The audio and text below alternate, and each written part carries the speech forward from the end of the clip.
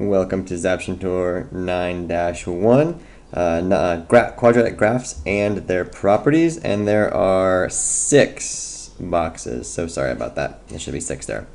Okay, let's get into box number 1 here. We're going to talk about what is a quadratic function, and I'm going to give you 2 definitions. I'm going to give you the words, and then I'm going to show you the algebra. So let's start with the words first. The words for a quadratic function are as follows. It is a non-linear function that models certain situations where the rate of change is not constant. So we'll just write where the rate of change is not constant. You may recall that a line always has a constant rate of change called the slope. Well, now we're dealing with a quadratic where the rate of change all of a sudden is not constant. So there's the very big difference. So first we study lines and then we study quadratics. So the algebraic form of what we're talking about here, the standard form for a quadratic function is the following. Y is equal to ax squared plus bx plus c. So this should look familiar because we just finished the unit on quadratics or on polynomials, and this is a quadratic trinomial because it has a power of 2 and there are 3 terms. Okay, the a, the b, and the c are all going to do very different things for us. But the thing that we have to remember in the definition is that the value of a is not allowed to be a 0. I wonder why the value of a is not allowed to be a 0. Can you think of a reason why the value of a is not allowed to be a 0? Box number 2 is all about answering the question, what does the quadratic parent function graph look like? So what we're trying to answer is, what does this graph look like? Y equals x squared. This is the most basic form of the quadratic function, or sometimes the book will use function notation, f of x equals x squared. Both of these will produce the same graph. And the graph that they will produce is right over here.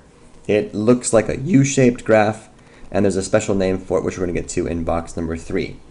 But the key points that we should understand here are, if we do an x and a y table, okay, the key points that I want us to understand are -2, -1, 0, 1, and 2. We should have these 5 points memorized. If I take -2 and square it, I get 4. So notice on the graph, -2, 4 is a point on the graph. If I plug in -1 for x, then I would get a positive 1. So notice -1, positive 1 is a point that's on the graph. If I plug in 0, 0 squared is 0, so that point is on the graph. 1, 1 is on the graph. And then, of course, 2, 4 is on the graph, 2, 4. So these 5 points right here, I really want you to have memorized. Okay, we need to understand these basic 5 points when we make a sketch of the parent function for the quadratic. Okay, box number 3 is called the graph of a quadratic function is called a parabola. So the word that we're going to use to describe the graphs of quadratic functions is parabola. I'm sure you've heard that word before. So let's talk about the parts of the parabola. Sorry, I just made that mistake. Okay, there are 2 basic ways in which the parabola can look. Over here, this graph over here, this would be the graph of the function y is equal to positive x squared. And this one over here would be the graph of the function y is equal to negative x squared. So what do you think the negative does to the graph? Just a question for you. Let's talk about the parts here. There are 2 main parts that we want to talk about. The vertex. This is going to be a very important part of parabolas, the vertex. First of all, the vertex is a location. It's located somewhere in the coordinate plane in x, y. So the vertex is always going to be a location. The vertex is either going to be the lowest point on the graph, like in this case, it would be a minimum value, or it's going to be the highest point on the graph, like over here in this case, it would be a maximum value. So a vertex can only be one of two things. It can be a minimum if the graph opens upwards like it does on the left-hand side here, or it can be a maximum if the graph opens downward on the right-hand side over here. The other part that I want us to be able to talk about is the axis of symmetry. The axis of symmetry. Okay? The axis of symmetry is a vertical line that goes right through the x-coordinate of the vertex. It's right here in this case, too. It is a vertical line that goes right through the x-coordinate of the vertex. Okay? So it's always going to be the equation of x equals some value of whatever, we'll just call it x equals a. So the axis of symmetry is always going to have some equation like x equals a. So it is an equation. So these are the two things that we need to be able to study and talk about for the parabola. The vertex, and remember the vertex is a location, and the axis of symmetry is a vertical line that goes through the x-coordinate of the parabola. Box number 4 is an example, and I've got two parabolas here for you, and they want us to do two things. They want us to identify the vertex and then tell if it is a maximum or a minimum. So let's do example A together. First, let's identify the vertex. Well, we know the vertex is either going to be the lowest point or the highest point. And because this particular parabola is opening upwards, I know that the vertex must be the lowest point right here. So the location of the vertex, I'll put V for vertex, is located at the coordinate 3, 4. 3, 4. So this is the x-coordinate and this is the y-coordinate. And this particular vertex is a minimum. It is a minimum because it is the lowest point on the graph. Now, to take this problem one step further, if I was going to identify the equation for the axis of symmetry, it would be the line x equals 3, because it goes right through the x-coordinate of the vertex. But that's not what this is asking, just a little extra tidbit. Okay, let's do graph B over here to the right. Again, let's find the vertex. Well, it's either the maximum or the minimum. And since the parabola opens downward, the maximum must be the vertex. So the vertex in this case is located at the coordinate 1, 7, and it is a maximum. So the vertex is a maximum. And again, just to take this problem one step further, if I wanted to figure out the location, or excuse me, the equation for the axis of symmetry, it would be the line x equals 1. Now the whole point of the axis of symmetry is that it cuts the graph exactly in half. Like for example, if this point is exactly 2 units to the left of the axis of symmetry, then 2 units to the right, that point must also be on the graph. Consider this point over here. If this is 1 unit away to the left, then I go 1 unit away to the right, and that point is on the graph. And that holds true the entire way. That's what the point of the axis of symmetry is. Okay, box number 5 is a U-try. Identify the vertex and tell whether it is a maximum or a minimum. Hopefully you got the right answer, but if not, the vertex is located here at this particular location, and that location can be found at -5, -3, and it is a maximum because the parabola opens downward. Okay, box number 6, I want us to explore the equation y equals ax squared. So we're trying to understand what this value of a does to the graph, okay?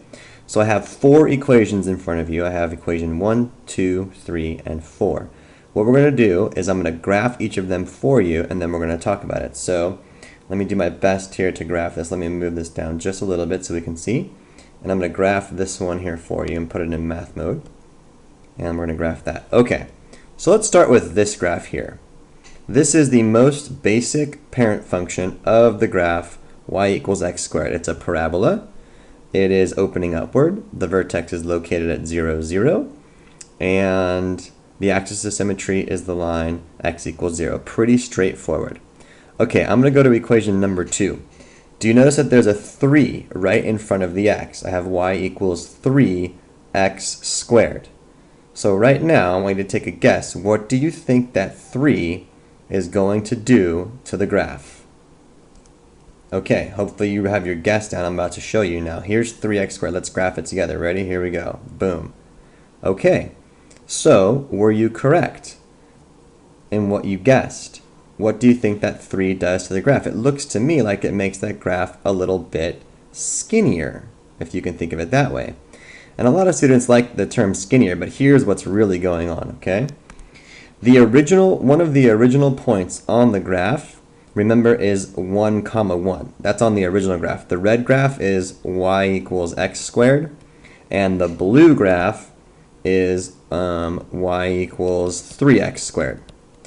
So take a look at what happened here. The original point was 1, 1, and now I have the point 1, 3.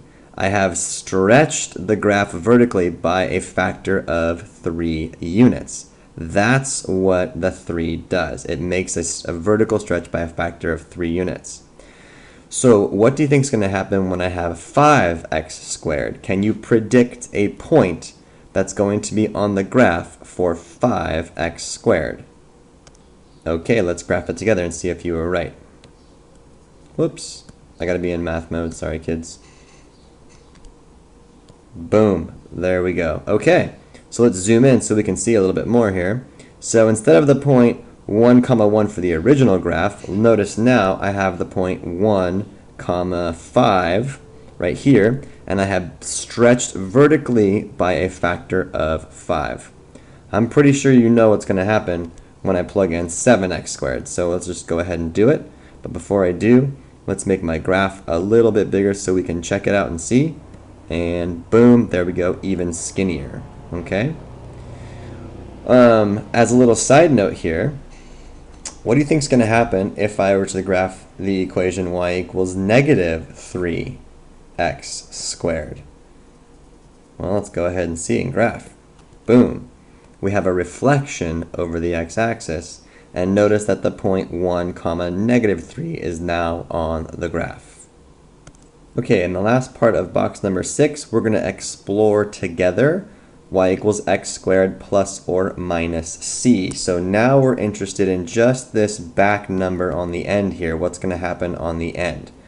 Okay, so let's begin by graphing the original parent function y equals x squared, and it should look like this, and this should be no surprise to anybody since we've been looking at this the whole entire lesson. Okay, so let's graph this one, x squared plus 1. Let's put it onto the graph. So what happened to the graph? Well, the entire graph has been moved up by 1 unit. What happens if I do x squared plus 3? Notice the entire graph has been shifted up 3 units. So here's a big guess for you. What do you think is going to happen if I graph x squared minus 5? And yep, hopefully you guys realize the graph has been moved down 3. So there's a lot going on here, and we're going to play with this more in class on Tuesday.